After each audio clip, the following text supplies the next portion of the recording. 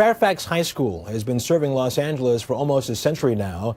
But when the hard economic times came and city funds dried up, the school came up with its own lesson plan for survival. Bill Whitaker explains. Fairfax High School was all too typical of LA's inner city public schools.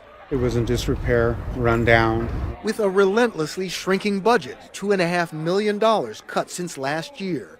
Ed Zubiate is principal. Most of the school was rebuilt in 1970, hadn't been painted since then. So 4 years ago, when cash-strapped LA cut the budget yet again, Zubiate got angry, then got busy. This is my school. If this is what you're going to give me, and it's not enough for me and my constituency, then I'm going to find some other way to go get it.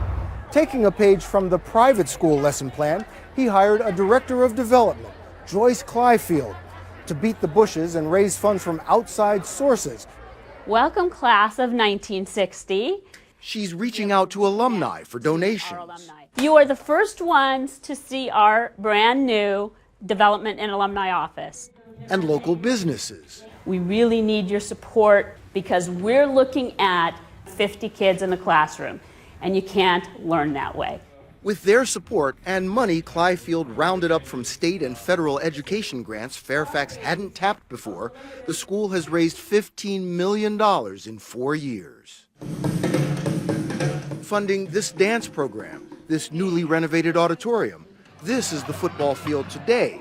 On the drawing board, A brand new 2,800 seat grandstand. And more. Computers, desks, tables. It sprang from a creative alliance with artists Pearson Blates and Whitney Weston. They'd been running a Sunday flea market in the parking lot to raise some money for the school. I mean, a school does not necessarily need to just have its hand out. It has the resources within that school to create its own resources. The fundraising hasn't replaced all of Fairfax High's budget shortfall, but it sure has softened the blow.